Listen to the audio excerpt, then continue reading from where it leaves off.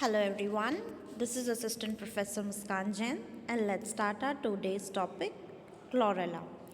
Chlorella जो है it is a unicellular green algae. Chlorella एक कोशिकीय हरी शैवाल है. यहाँ पर आप इसका स्ट्रक्चर देख सकते हैं. इसका जो स्ट्रक्चर है इसमें होता है क्लोरोप्लास्ट जो है वो इसका ग्रीन कलर प्रोवाइड करता है.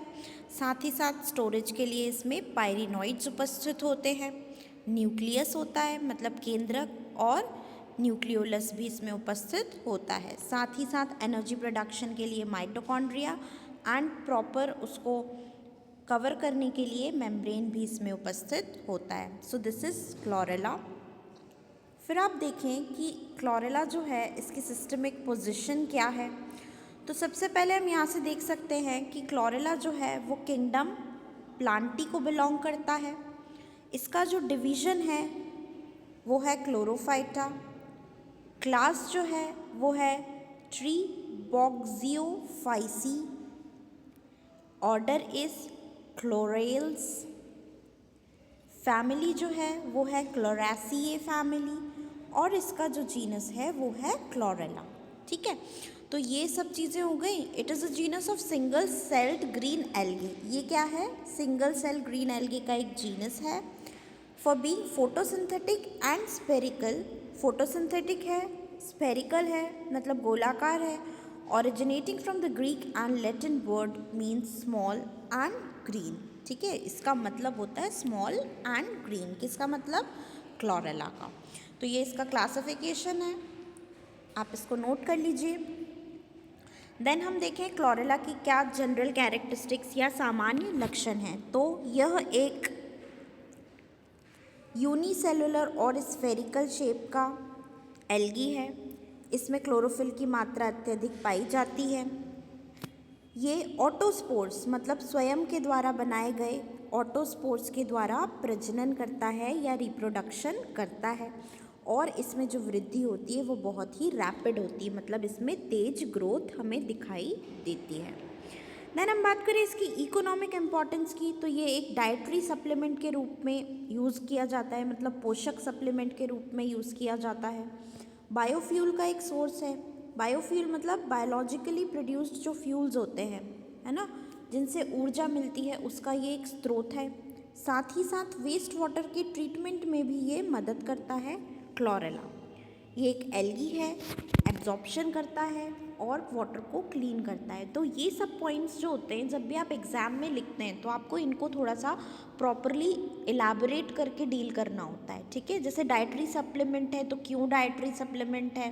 क्योंकि ये एक सिंगल सेल प्रोटीन के रूप में काम आता है.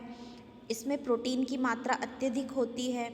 ऊर्जा का ये एक स्रोत होता है. वैसे ही बायोफ्यूल के लिए उपयोग होता है और वेस्ट वाटर ट्रीटमेंट के लिए. ठीक है, देन हम बात करें एग्जाम्पल्स की. तो यहाँ पर आप देखिए, यहाँ पर आपको क्लोरेला का प्रॉपर स्ट्रक्चर और भी दिख रहा है. और आपको मैंने बोला था अभी पायरिनॉइड जो होता है वो स्टोरेज के लिए होता है. तो यूजुअली जो एल्गी है उनमें जो फूड होता है वो स्टार्च के माध्यम से हमें मिलता है. ठीक है, सेल वॉल, सेल मेम्ब्रेन, कोशिका द्रव्य मतलब साइटोप्लाज्म, क्लोरोप्लास्ट जो है इसका जो स्पेसिफिक एक चीज़ है कि जो इसका क्लोरोप्लास्ट है वो किस तरीके का है, कप शेप का क्लोरोप्लास्ट है ना. तो ये बात थोड़ा सा हम क्लोरेला के उससे ध्यान रखें.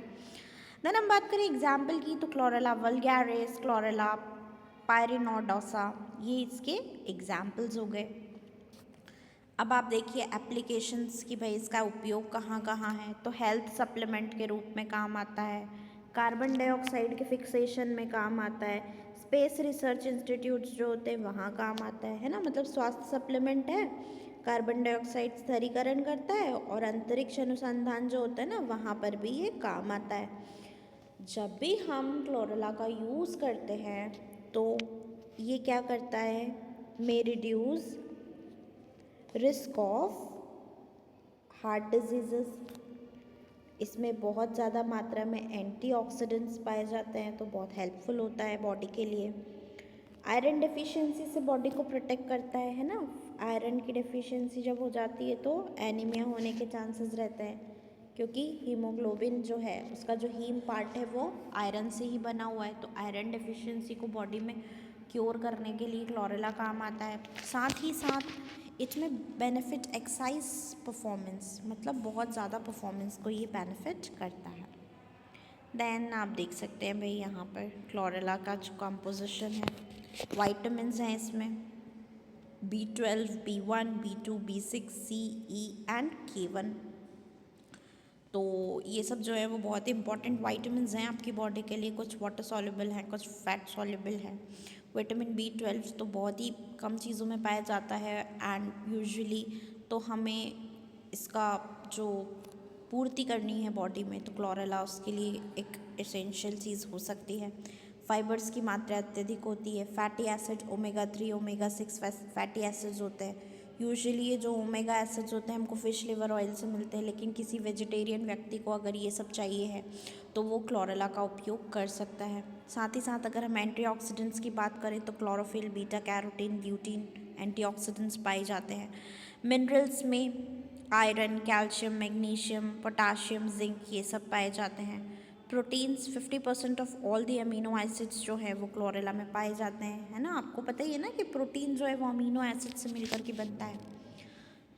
तो यहाँ पर देख सकते हैं आप। देन ग्रोथ फैक्टर की बात करें तो CGF मतलब क्लोरेला ग्रोथ फैक्टर भी इसमें पाया जाता है।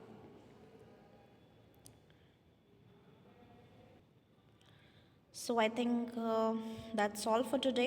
We have studied chlorella, which is a unicellular green alga. If you have any doubt, write your doubts in the comment section. Thank you for being with me. Have a good day.